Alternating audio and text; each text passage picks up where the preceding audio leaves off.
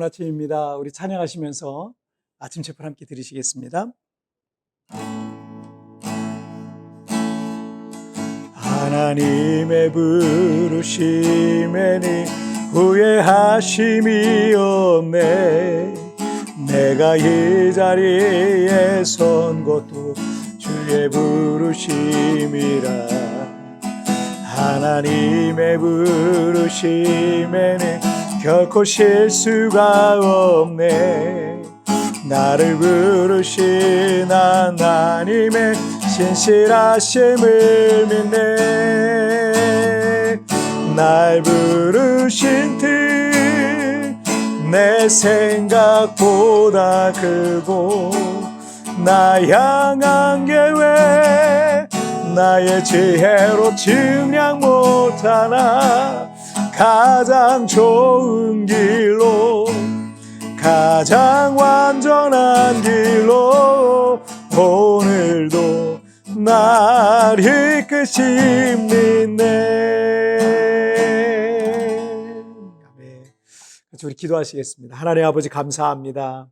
오늘 이 아침에도 나를 부르신 그 하나님의 선하신 뜻을 받들어 오늘도 주님 안에 믿음으로 삶을 살아내게 하여 주옵소서. 말씀으로 나를 가르쳐 주시고 하나님의 진리의 말씀이 내 삶을 지배하며 하나님의 선하신 뜻에 순종하는 오늘 하루가 되게 하여 주옵소서. 감사하며 예수님의 이름으로 기도하옵나이다. 아멘. 자, 오늘 우리에게 주신 하나님 말씀은 고린도전서 10장 13절 말씀, 제가 봉독해 올리도록 하겠습니다. 사람이 감당할 시험 받기는 너희가 당한 것이 없나니 오직 하나님은 미쁘사 너희가 감당하지 못할 시험당함을 허락하지 아니하시고 시험당할 즈음에 또한 피할 길을 내사 너희로 능히 감당하게 하시느니라. 아멘. 제가 19살에 정식으로 교회에 등록을 하고 교회를 다니기 시작했습니다. 그런데 저는 이 교회에 출석하자마자 예수님을 사랑하게 됐어요. 특별한 은혜죠. 성경 속에 나와 있는 모든 말씀이 다 믿어졌고 매일 성경을 읽고 기도하는 생활을 시작하게 되었습니다. 교회가 너무 좋고 하나님 안에 거하는 생활이 얼마나 감사했는지 모릅니다. 그래서 매일매일이 작은 천국을 경험하는 삶이었고 참 행복하게 신앙생활을 이어갔습니다.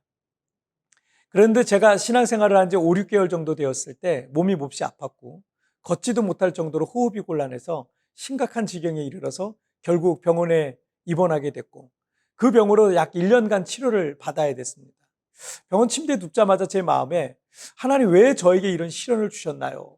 제가 교회를 사랑하고 정말 열심히 신앙생활 했잖아요 라는 기도가 저절로 나오면서 하나님이 원망스러운 마음이 이렇게 들더라고요. 그런데 반전의 역사가 그 병원에서 있었습니다. 저는 분명 큰 시험과 시련 속에 있었지만 하나님께서 그 병실에 찾아오신 거예요. 하나님께서 말씀으로 저에게 찾아오셔서 저는 그냥 예수님을 좋아하고 교회에 호감을 갖는 정도가 아니라 예수님을 인격적으로 깊이 영접하게 되었던 것이 그 병원의 병상이었습니다. 분명 저의 상황은 너무 안 좋았는데 오히려 그 시험과 시련을 통해서 놀라운 일을 하나님은 행하셨던 거죠.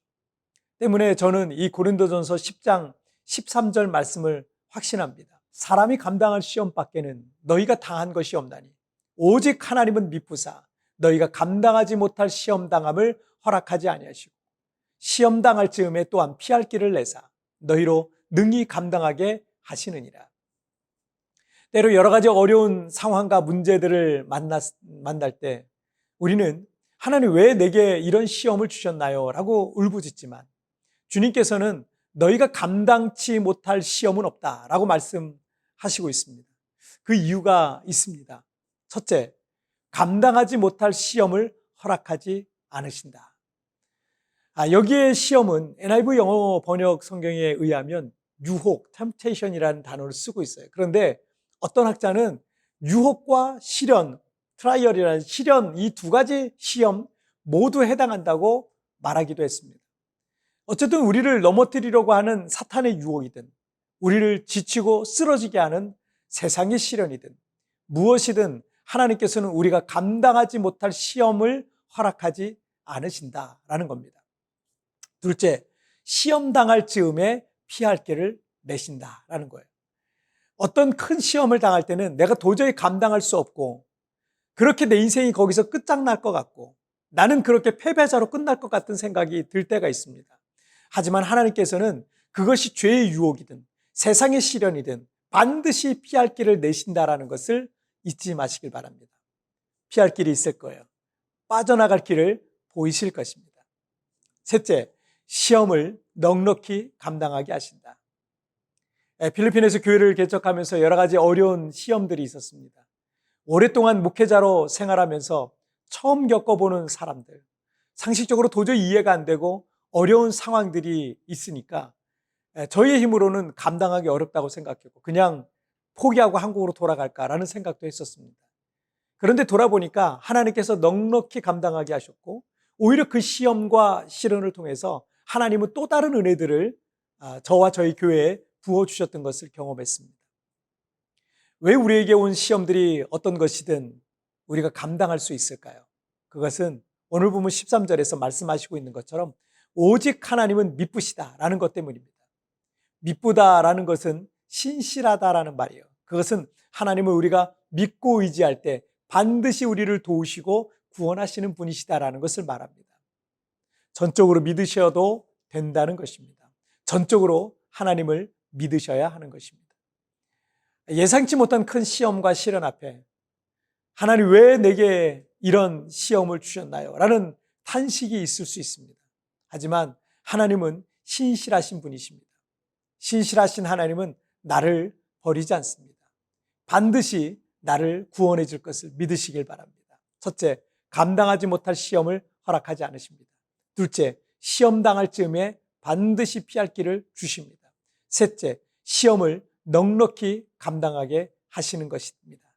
이 사실을 기억하시길 바랍니다. 자, 여러분 오늘도 주님 안에 승리하세요. 우리 잠깐 기도하시겠습니다.